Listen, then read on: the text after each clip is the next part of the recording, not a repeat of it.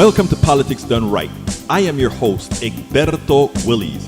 This is a progressive program that will take the mystery out of politics. This is the program that will encourage you to make sure government becomes we the people.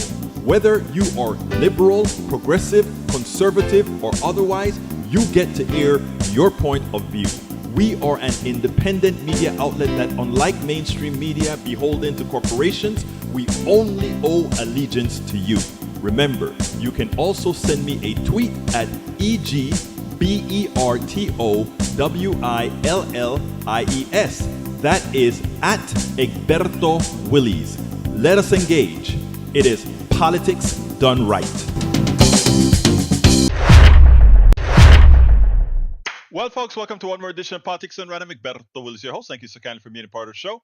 We are going to have a great show for you today. We have a hell of an interview, a new book that is out by Tracie McMillan called The White Bonus. I think you guys are going to love this interview. It went a bit longer than I expected it to. Should have been a 17 to 20 minute interview. It turned out being a 33-minute interview. I think you're going to like it anyway. We are going to get busy and start the interview as soon as I salute all my great people in the chat. First of all, Yvette Avery Herod, La Belleza de Atlanta, Georgia. How are you doing? Our favorite union operative, the ones who really get things done. AVQ, El Señor Michael Rudnin in Brooklyn, New York. Yvette, of course, is in Atlanta, Georgia. Melanie Keelan is in Barcelona, Spain. Good afternoon and welcome. We also have in the house Lee Grant from Montgomery County, Eric Hayes from Kingwood, Atascocita, and E2247, the relatives of us all from all over the place. Welcome aboard, my brothers and my sisters. We have a great show for you today. But anyhow, let's see if there's anything I need to catch on before we get that video going. But I think, again, like I said, you are going to find it quite enlightening and quite interesting. Who else is in the house? I'm looking, I'm searching, I'm looking and searching. Nobody else new to talk about. Well, let's go ahead and get busy with the interview because it's going to take a bit of time. And then we'll get back and start with you all.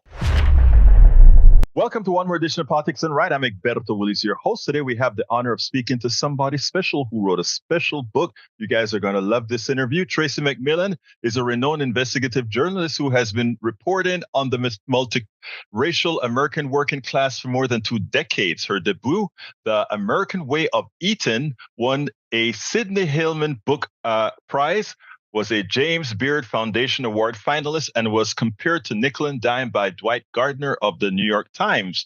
McMillan's new book, The White Bonus, Five Families and the Cash Value of Racism in America by Tracie McMillan, combines rigorous journalism with a vulnerable, probing memoir. In it, she poses an urgent question. If racism denies people of color so much, here's the question. Just how much does it give white people not an amorphous privilege, but in dollars and cents? It's my pleasure to have you here. Tracie, how are you doing this morning? I'm really well, Egberto. Thank you for having me. Absolutely. Look, I've been intrigued with the book. I hadn't been able to read. It's one of the better documented books. I mean, everything is annotated. I mean, I don't know why you may. There's no question that everything that you did in this book seemed to have some basis in fact that people can cross-check, double-check the whole works. That is journalism that you don't see today. So thanks for writing the book. Thanks. Now tell me, why did you do it? Yeah, I wanted a better way to talk about my experience in the world, right? I'm a white person who didn't grow up with a ton of money.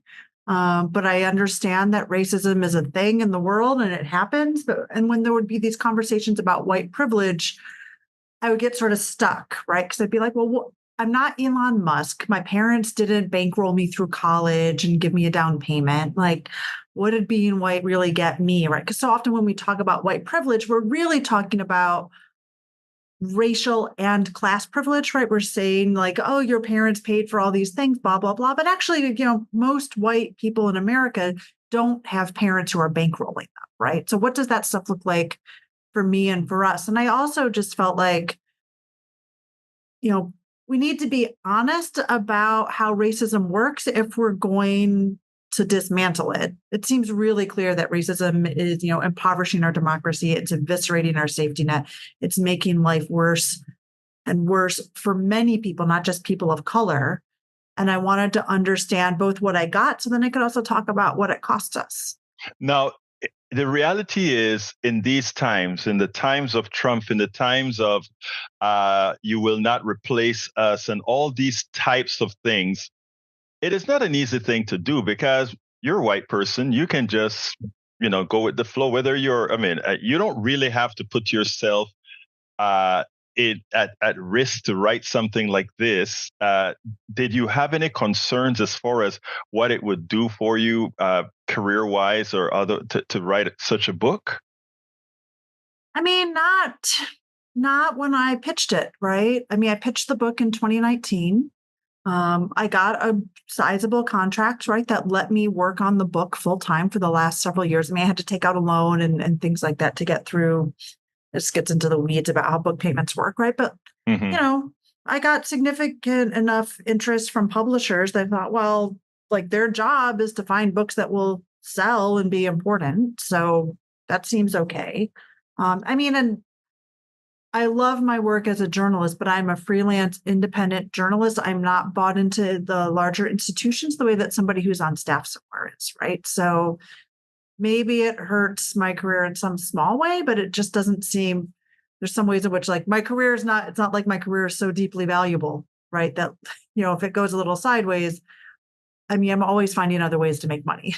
Well, actually, I do think it's. I beg to differ. I think this is one of the again, in reading how it came from me, I think this is one of the most important books that's been written right now. And one of the reasons, and I don't know if you follow what I do, but there's a paragraph in your book that I said, "Oh my God, these are the things that I speak about almost on a daily time in my thing." And it goes as follows: There are so many things that I could not see. I could not yet see how many assumptions that I was not supposed to get food stamps came from racism and other forms of cruelty. I'd internalized things that ran so deeply I could not have told you they were there. I would have told you that they were not for me because I was educated and had options. But the shameful truth is that I did not think food stamps were for people like me because I felt material need was something that only really happened to people that were not white. And let me tell you something.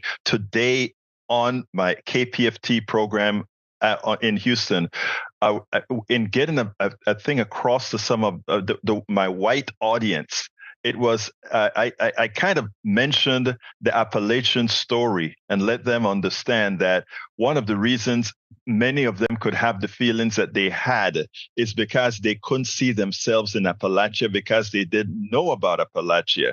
What a book like yours do is it opens the door for things that people think and just let aside, but you give them a reason to think a bit deeper, which is why I loved what you're doing. Oh, thank you so much, Victor. Thank you for telling me that. I think that's one of the reasons that doing this book as memoir was really important, because so much of the way that white Americans engage with questions around race and deserving and the role of government, all that, there's a lot of deeply internalized thinking about race and equity there. And, I'm a good reporter, but pulling that out of multiple strangers, right, that takes years of work. And I didn't feel like I had enough time to pull that out of strangers, and that I could do a better job if I was just pulling it out of myself. So that's really special that seems to have worked. Yeah, actually, it does. You've written about white resentment and white poor for places like New York Times. What did you learn about white grievance and reporting the white bonus? And explain what the white bonus is, because a lot of people would likely mistake the white bonus and white privilege intertwined but different. Right. So the white bonus is a variation or subset of white privilege that's very specific, right? So white privilege is kind of this amorphous thing where we say, oh, well, you have white privilege, but do you have class privilege? Do you have able-bodied privilege, right? And you get stuck in these stupid arguments about like which oppression is worse, right? And I didn't want to have that conversation. I said, okay, well, if we figure out a way just back of the envelope to measure what people get for being white in terms of money, that might change the conversation a little bit, right? So the white bonus is a rough back of the envelope estimate of the amount of money an individual white person got or saved because of white supremacy and public policy or private practice, right? So that can be money that you inherit from your parents that they had because there was discrimination in mortgage lending that worked in their favor, right? Like that sort of stuff, as well as, employment discrimination that works in my favor, housing discrimination that works in my favor, all of those things, right? And then, there's enough social science to sort of be able to say, well, I don't know exactly how much that definitely meant, but I do know that, say, the wage premium for a white person over a Black person, right, is, I think it's generally speaking at least 10 to 20 points, right? And so, all right, well, like if I was making $1 an hour, then that's, 20 points above what a Black person was making. So I was making 20 cents on the dollar more, right? And then calculating that out. And you did that.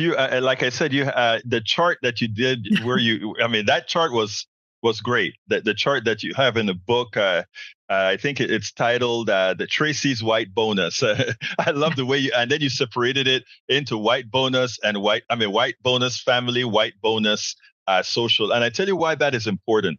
I think that is important because you were able to come a lot of this from a personal standpoint. A lot of people think when people talk about this subject like yourself, that they are talking in some abstract fashion. You're sitting down in an ivory tower talking about this stuff.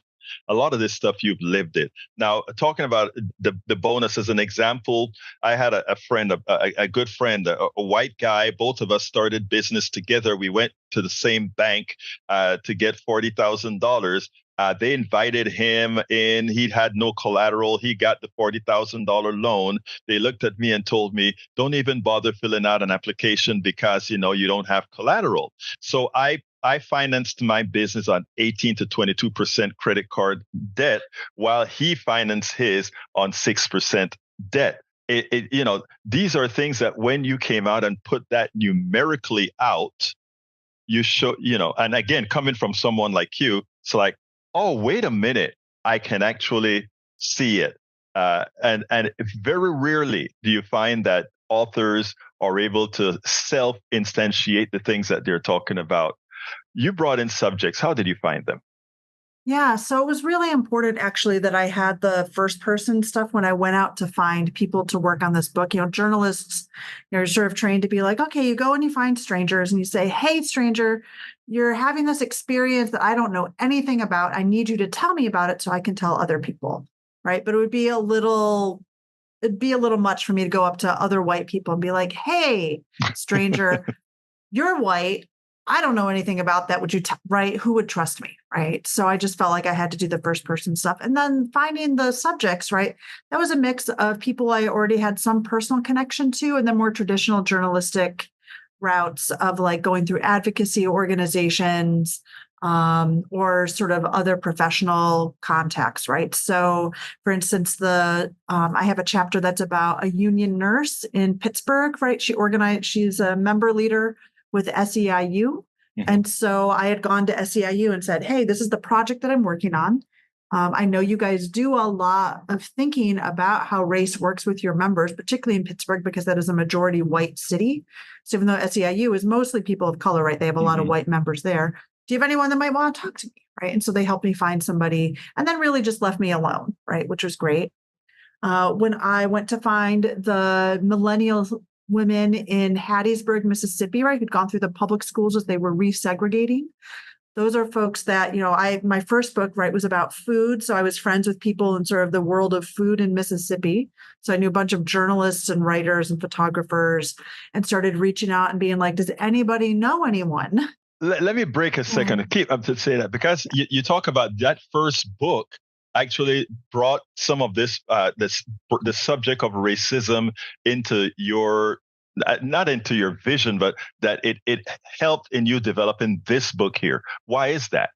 Yeah. So the first book, right, I worked undercover in 3 jobs in the food system. So I was a farm worker in California, a Walmart worker in Michigan, and an Applebee's worker in Brooklyn. And it meant that, 2 of those 3 jobs, I was the only white person in the workplace. And in the Walmart job, right, it was an integrated workplace, right, both Black and white and Hispanic workers there. And so to write that book, right, where I similarly used myself as a central narrative, right, I really had to think about why my job experience looked the way that it did, which meant I had to think a lot about both my race and my gender, right? And something that I really actually enjoy and appreciate about working class like America is that there's a much more direct articulation of race, right? People are much more comfortable. I mean, often in ways that in elite circles would be considered offensive, right? But you make a lot of jokes with each other about like, oh, what kind of guys are you into dating, right? Like that's a very like in integrated like female spaces, right? You make a lot of jokes about like, are you dating Black guys? Are you dating white guys? Like all of that stuff, right? And so I just had to spend a lot of time thinking about it, which, this is one of these hidden privileges that white people get in this country, right? Is that we're not raised to ever have to think about the fact that we have a race, right? And we do, right? We're white, we get given privileges and so on and so forth, but we're trained to think that we should be colorblind and not see race. And that just gives like white supremacy more power, right? Because it's hidden, so you can't fight it. So writing that first book was sort of my chance to be like, oh, like I am definitely getting treated differently, because most people just, life is hard. You work a lot. You want to spend time with your family. Most people don't have time to sit around and be like, I wonder why I was treated that way at work today, right? You're just like, oh, thank God I got through the day, right? So it was really special for me to do that book that then bled into this one, right? Because that book published in 2012, right? You have Trayvon Martin, you have Mike Brown, you have all those things happening and sort of like that level of racism becoming much more apparent. And then for me, as we got into the Trump election, I just, and I write about this in the foreword to the book, I was just like, I knew this. I knew this. I wasn't surprised when Donald Trump was elected.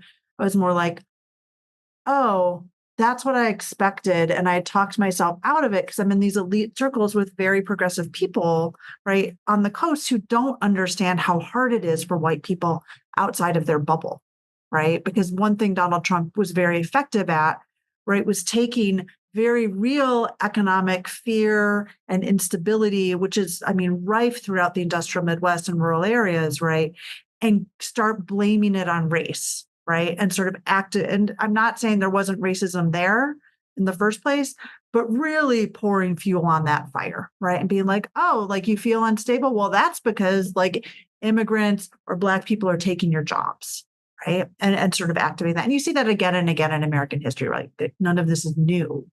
But it was really being able to do that first book that led me to this one. It is amazing because, like I said, sometimes when I was reading some of the write up on you, I felt like, wait a minute, are we sourcing the same things? Or wait a minute, is she a closet person listening to some of the stuff we talk about, or what?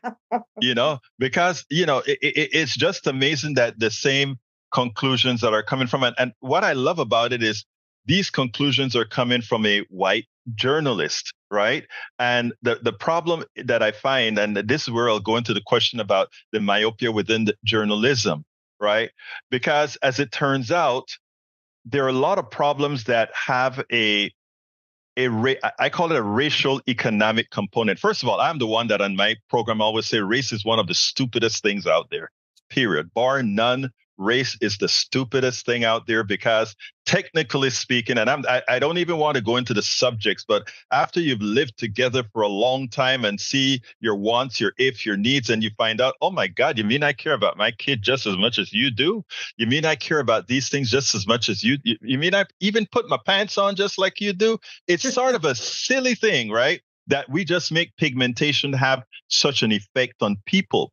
Now, as it turns out, like I said, when I read some of the passages and when I see it, it is like, why is it that journalists, the people who should be doing the investigative things, don't kind of open the door to Americans like your book will to quite a few people, especially given the source. Why is it that they're not doing their job and they're making the narrative come from those who have an ulterior motive in creating a false narrative? Right.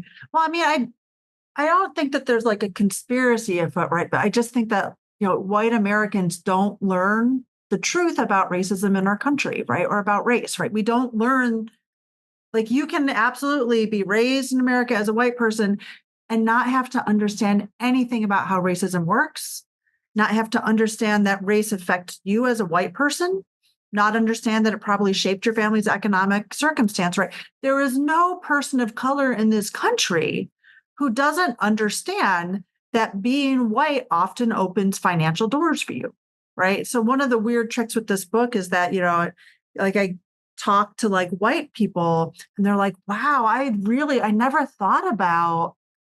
never really thought about how being white could be valuable, right? And people of color are like, the white bonus, I've been wanting a phrase for that. I've been watching this my whole life.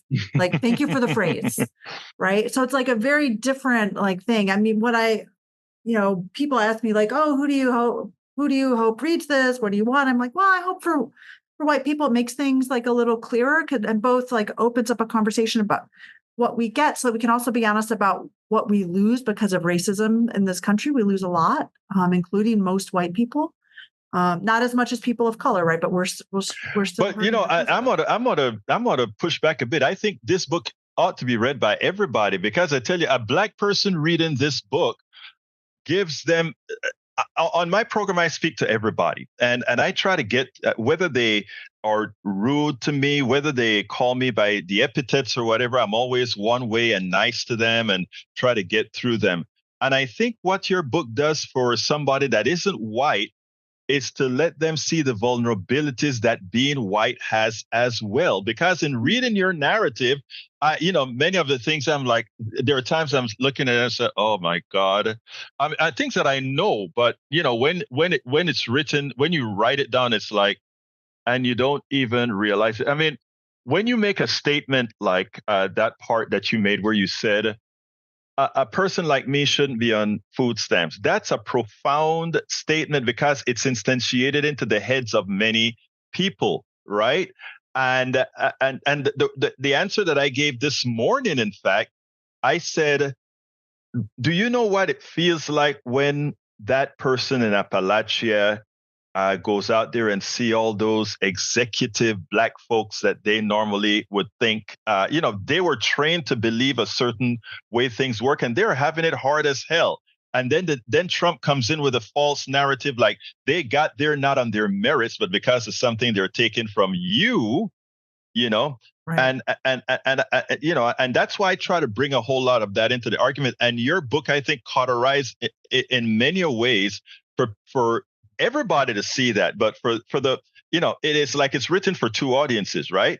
Well, that's Go ahead. the idea, Well, right? you make it. It's your book. White people. It's your Let's book. talk about the white people. But also, I mean, that's interesting. I hadn't thought so much about just being like, this is what it's like for broke white people. But for me, I'm hopeful that if nothing else, right, the book just takes the responsibility for explaining this off from people of color and gives a little bit of cover, right? Like I've been doing these public conversations and some folks of color in the audience have been like, well, how do I bring this up like with my friends? Like, I have white people in my life that I care about, but this is a hard conversation. I'm like, well, I hope that at least like you could just be like, there's this book. Did you see it? And you can start that conversation. So it's not about like, I individually have gone to my white friend to be like, we need to talk, Susie, right?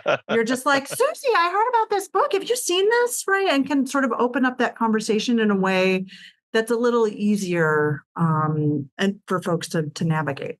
Yeah, and I think I think that is the case. You have to find whatever avenue that you can use to get to people. And like I said, I think telling stories, right? And the good thing about it is you told your story, and you told other people's stories. So nobody, when you write the book, can't say this is just an academic exercise. This is an exercise in reality from somebody who's known poverty, from somebody who's known their whiteness, from somebody who's known all these things. So there's nothing that the guy in Appalachia or the guy in the boardroom can tell you with the experience that you put the book out with. Your thoughts? Thank you. Like, that's really nice.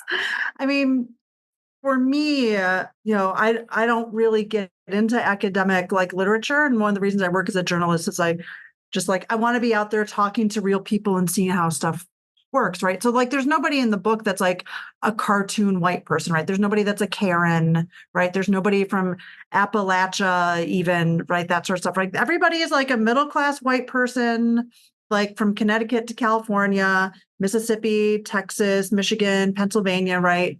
And you can just sort of get a sense of like, all right, so for like these normal white folks, like, how does this stuff work? How valuable is it?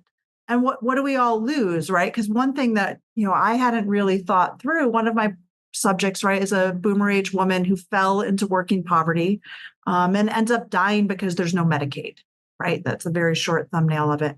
And I think a lot of people would sort of look at that and be like, oh, well, but like, I'm not going to fall into working poverty, so it's not going to affect me. But I think, she had three sisters, right? So the narrative is very much about like their loss. Like I came to her story through them. She's already, she's gone before I wrote the story. And, her sisters are economically fine, right? But they lost their sister. And I think that's a really important thing, right? Is that even if you individually are stably middle class and you have equity in your home and you've been stocking away for retirement and you think, I'm going to be fine in this system, somebody you love isn't going to be, right? You're going to know a young person who gets saddled with too much student debt, right? You're going to know somebody who needs public health care because they get a bad illness that is really serious and they can't afford it and they're out of pocket, right? All of that. And so the longer that we don't even address racism as a problem that everybody needs to worry about, right? The longer that stuff is just going to keep going. And I sort of picture this like, we built this system with like a hole in the floor that white people thought only Black people would fall through. And we didn't shore up the floor. We didn't repair the hole. And it's just getting bigger and bigger. And it's going to swallow more and more people unless we start doing something about it. Well, it's not the subject of your book, but you've just defined the ills of capitalism. But but anyway, I mean, not to bring up another subject. Right. Let's talk a little bit about silence. Talk to me. Oh, like white silence? Yeah, talk to me.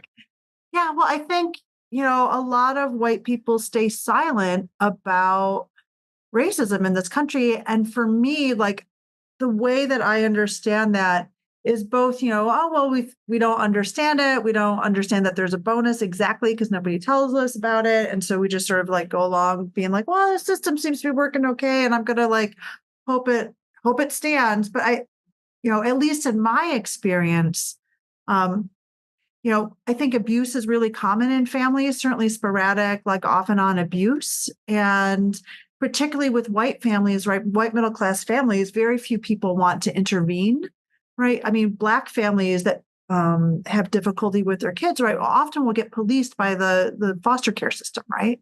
White families often don't have that experience, right? So you have all these kids growing up being treated poorly and nobody ever speaks up for them, right? Nobody ever says this is bad. This is certainly what happened to me, right? I write in the book about like a period during my upbringing when my father was being pretty violent and abusive.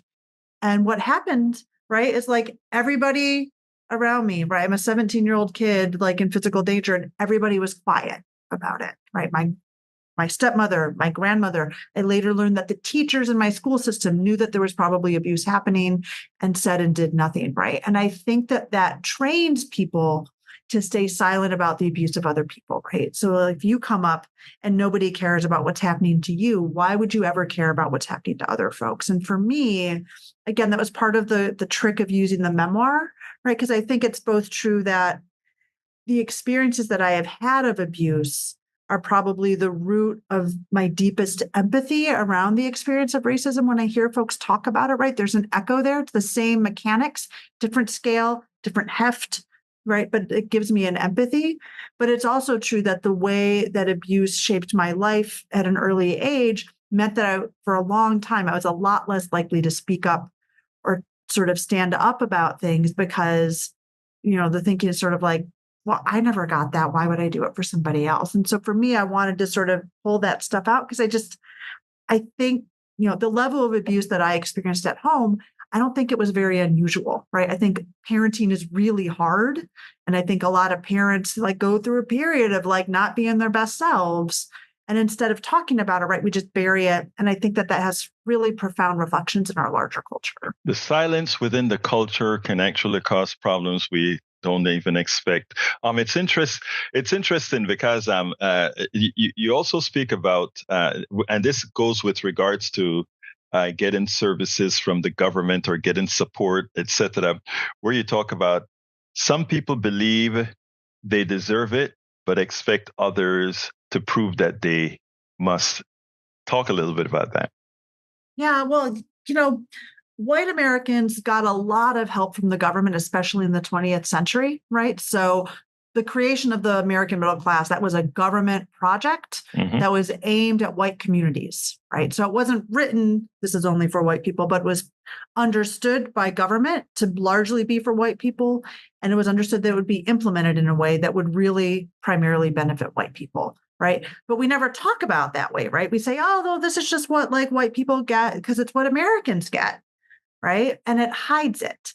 And so you have that. So you're hiding this bonus. You're just acting like it is normal, but it's not. Right. It's a gift from government, which God, everybody should get that. Right. I think that's like one thing like white people, I think, tend to get like, well, if I admit that this was given to me, then I'm going to have to give it back. It's like, well, no, we don't have to give it back. Like we just have to share. Right. And like, that's fine. And then, right, because we think that we got this thing that we're entitled to, then we're like, well, but for special help, you have to prove it, right? Because there's limited resources, which is not as limited as most people think. And then you got to prove that you really deserve, like, this help to like raise your family at home if you're not earning enough money, right? And things like that. And so, I came to this work really in part because I spent the 1990s covering welfare reform, right, under Clinton, and sort of how that changed the social safety net in this country and turned it from something where if you were broke enough, you got help. And now you have to prove that you're trying to work, even though it goes on a long tangent, right?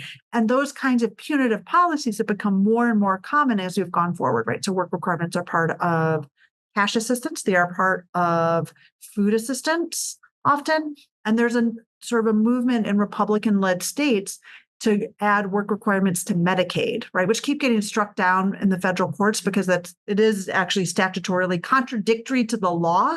Right? The law's intention is not anything about self-sufficiency or whatever language, which is it's about what's needed. Yeah. Right. It's about you need to give people health care, right? Work requirements have nothing to do with that. But we keep making these systems more and more punitive. And it's this thing, right, where white people thought like we wouldn't be subject to that. And it's starting more and more, I think, to be hitting everybody. Yeah, at the end of the book, so this is the second to last statement. I'm going to make a statement, then I'm going to ask you the last question.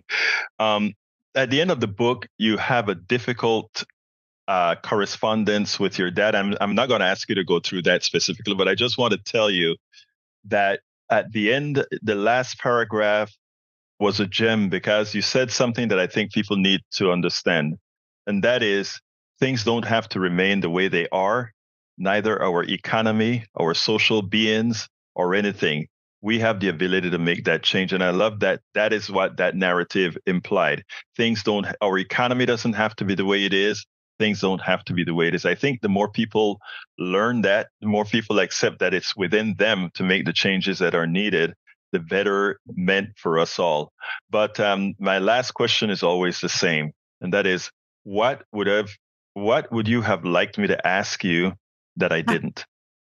Oh, well, I've been sitting here like strategizing about that. What would I like to be asked? You didn't ask me about my grandfather. I purposefully didn't ask you about your grandfather because for somebody who thinks that race is a stupid thing, right? There wasn't. I found the story interesting, but it was like Well, if I were to take the blood of just about every white person in America today, they would show some African descent. But tell the story. Go ahead. Right. So it's just that, when I'm calculating the white bonus and going through my family, right, I realize that all of the inheritable wealth in my family really comes from one grandfather, right? I mean, there's Mm, some wealth on my mom's side, but really everything that got down to me came from my dad's dad, who's a banker, right? mhm, Became a banker in the 1920s when there were 250,000 bankers in the US and only 80 were black, right? Had a racial covenant on his home. And I'm going through Canadian census records and find that 'cause he was born in Canada, that his mother, his uncles, and his grandfather are all categorized as African in the mhm. 1901 census, right? And it's interesting, right? There've been a few like online comments from folks who've read the book, and they're like, "This completely like ruined the entire book," and I'm like, "It doesn't, right? Because the whole point." And I Wait, write wait. that Why did they think it ruined the book? I don't think they were reading very carefully, or they didn't get this idea, right, that race isn't real, right? Race is Hmm. a fiction that we treat as real. So you have to worry about racism because we use skin color to apportion power, Hmm. right? So we have to worry about it. But race as a thing, like we made that up, Hmm. right? Like it is no more important to like your intelligence or your abilities than like your eye color, right? Hmm. Like this is ridiculous. And for me, it felt really important to flag that in the work, right? Particularly because right, that is something that showed up. I don't know how I would have worked that in otherwise. To Hmm. be like, look, for all the power that we give to skin color, it's a fiction, right? Which means it could be different. We could do this stuff. And I think that's great. I mean, I think the ultimate thing is that he made it because he passed. Yeah. He passed. He passed. Yeah. So and that's the reason why I said I don't see why people would think that changed the gist of the book. In fact, I think it enhances the book if you take that down to its every level. It makes the book even more real. But anyway, look, Tracie McMillan, it's been a pleasure speaking to you, and thank you for writing this book. I think especially in these times, it's a necessary book. Thank you very much, Egberto. This was really awesome. Thank you for being so thoughtful. We spend a lot of time deconstructing the news, trying to parse it into a form that everybody can understand. We try to find those little nitpicks where it flies above the fray, etc. If you really like these videos that we do, I want to ask a big favor. Please go ahead. Number one, subscribe to our channel, and number two, please join if you can. Thank you so kindly for watching. Keep watching. Please remember to share. We must populate the entire internet with our progressive message, a message that we know is what most Americans say that they want. So help us, please join. I hope you guys enjoyed that interview. I really enjoyed speaking to her. I think the book that she wrote, I think, is going to be one of the important books, especially since what she did is a whole lot of quantification of what does it mean to be. I mean, you hear a lot of people that talk about, even here in the chat, oh, black people get an advantage here, or people of color get an advantage there, and it shows as I'll be as respectful as I can, but it shows a shallowness and an inability to really think things through, right? I mean, something as simple as knowing that many middle class families got into the middle class with the GI Bill.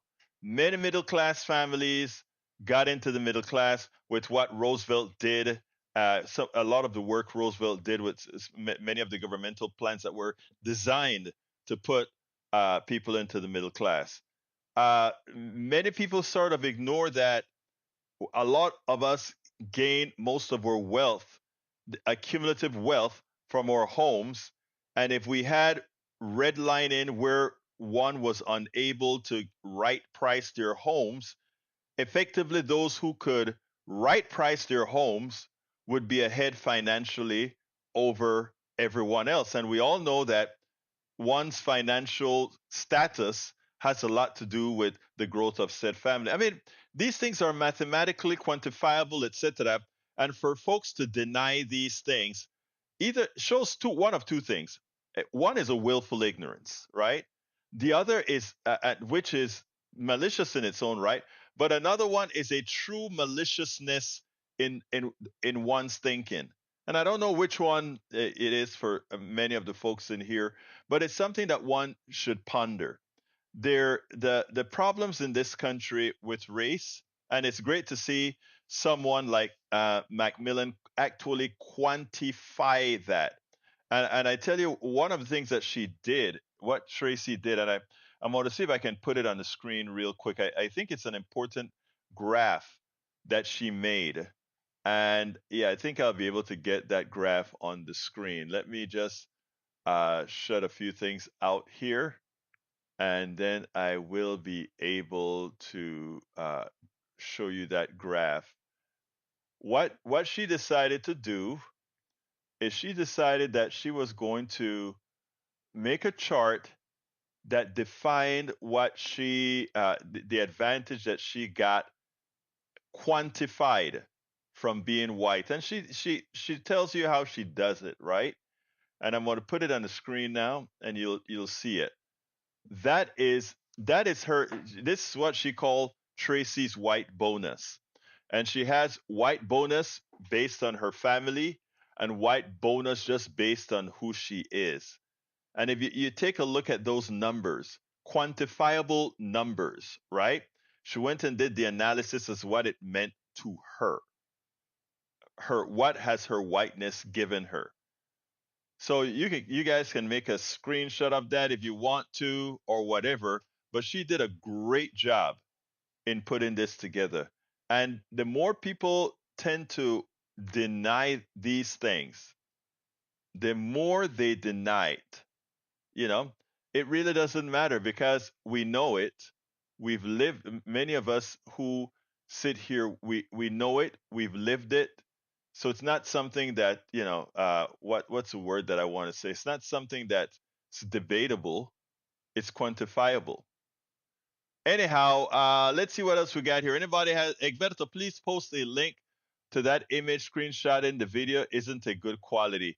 Yeah, I let me see if I have because I got this is just a document that I have here, but I'm going to try to get it for you because you're correct. I may be able to do that. I may be able to do that. Let's see. Para ver cómo lo hago, para ver cómo lo hago. Running, I'm gonna have to do it after because that is inside of my OneNote folder, and I need to put it in a better way to get it to you. So that's something I'll do for you. But yeah, it is important for us to start looking at things for the way they really are, on not what we kinda, oh, we thought this is how things were. No, that's not it at all. That's not it at all. Anyway, let's see what else we got here. Let's see what else we got here. Let me go to the chat and see if there's anything that I have to get. Egberto, if you need a web link to image, hey, it's my favorite. Look at Michael Rudden, always has an answer. There you go. You like IMGVV? Okay, I tell you what, I can actually do that likely on the fly. I can probably do that even as I'm speaking. I can probably do that for you just because you're asking, Mr. Rudnin. I aim to please my viewers. I aim to please, well, I call you viewers, but you know your family. I aim to please, and I'm going to try to get that for you right now. Anyway, what else is up, folks? Anything else you guys want to talk about? That, given that it was a long interview, I hope that we'd have anybody who wants to have a discussion and talk about it, let me know. Put it in the chat or give me a call. You guys have the numbers 281-823-7747. 281-823-7747.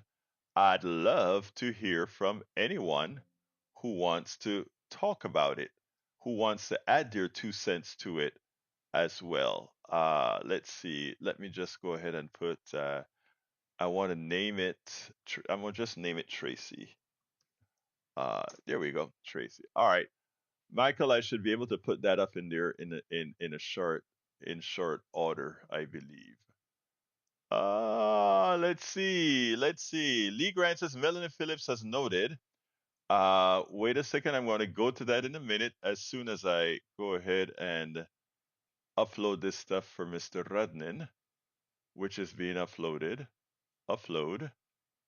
Let's see if I can copy the link. All right, Mr. Rudnin, you asked for it. I think I have your link for you. There's the link. All right. Lee Grant says Melanie Phillips has noted overnight last night a mob stormed Columbia. I'm not talking about the Columbia issue, and the reason why is everything is out on mainstream media. There's nothing else to say about it. Is there an Ask Egberto this Saturday? Yes, Melanie, we will have an Ask Egberto this Saturday. Please go to politicsdoneright.com/Ask Egberto to get your link. Sign up for it. All right, got saved to bookmarks. There you go. And Michael Rudden went ahead and got it saved already. He's so quick in getting these things done. All right, I'll put it over so that everybody can see it now in the right dimensions. There we go. All right. What else have we got? Colombia is a great example of no accountability. Really? Is that what that is? I think Netanyahu is a great example of no accountability. I think hopefully the ICC will put an arrest warrant out for him. I can't wait for that to occur because he's no less a pariah than Putin. So it would be great as soon as that arrest warrant is issued for him. All right, what else have we got here? What else have we got here?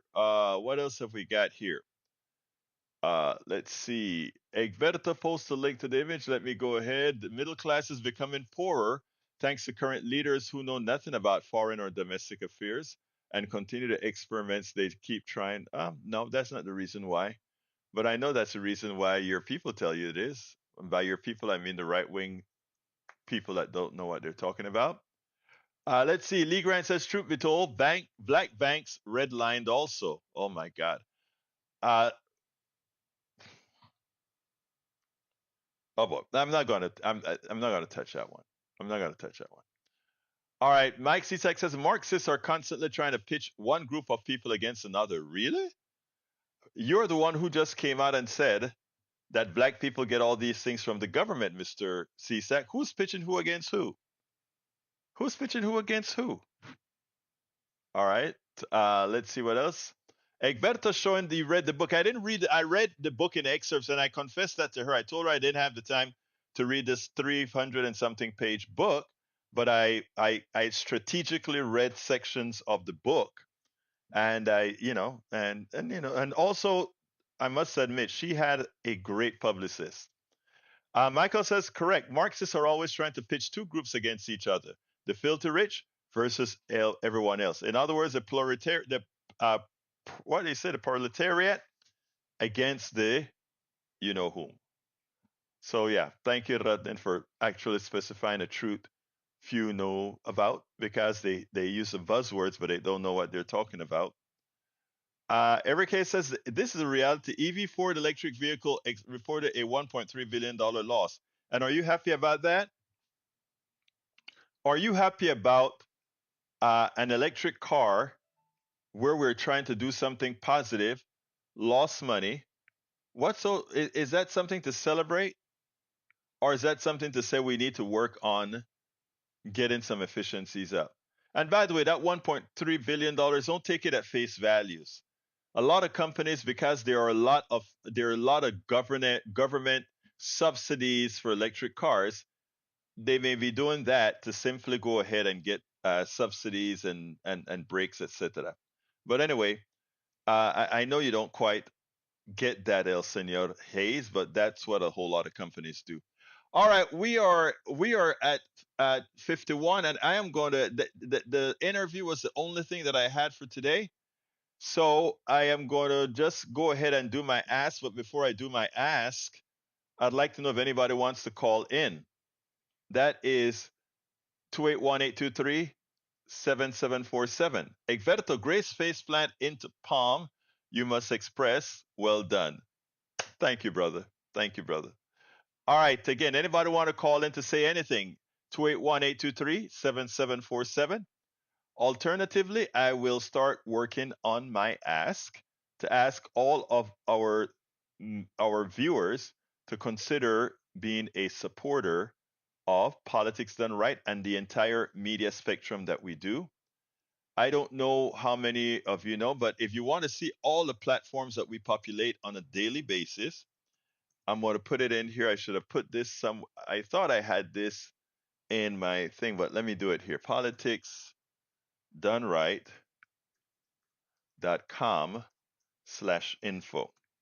If you want to get to all the platforms that we do, and I'm going to put it on the screen what it looks like. From here, from this link here, you can get to all of our platforms. All meaning all our from TikTok to Instagram to YouTube, to Facebook, LinkedIn, X, formerly known as Twitter, or podcast, all our World Wide Web properties, or uh, what is it, Patreon, PayPal, our books, all of that. I created this link called politicsdoneright.com/info. So please visit politicsdoneright.com/info. That can get you to some of our TikToks and all the other things that we do. You want to take a look at what that looks like? If you take a look at how our TikTok page looks, there you go. And you see all the little framings that we do here on TikTok.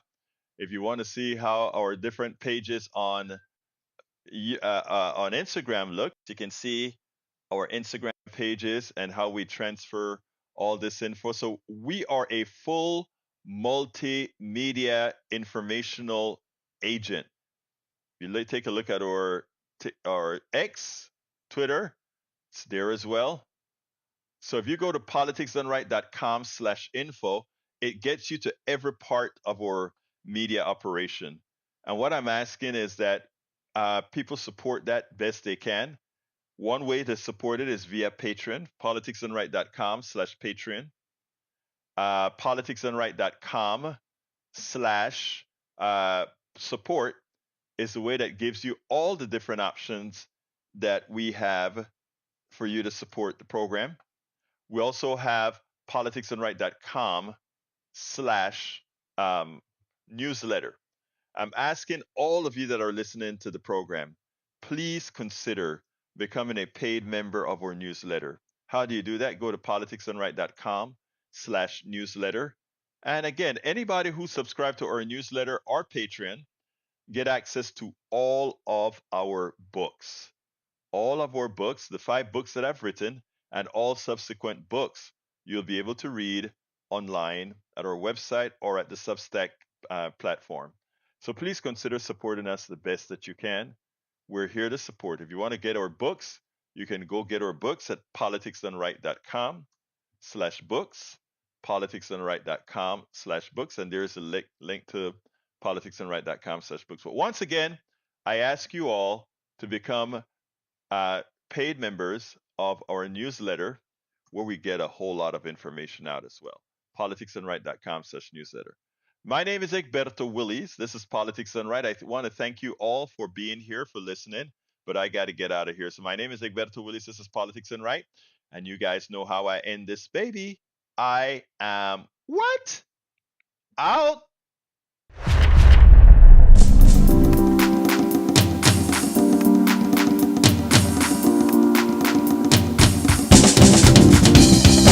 Welcome to Politics Done Right. I am your host, Egberto Willies. This is a progressive program that will take the mystery out of politics. This is the program that will encourage you to make sure government becomes we the people.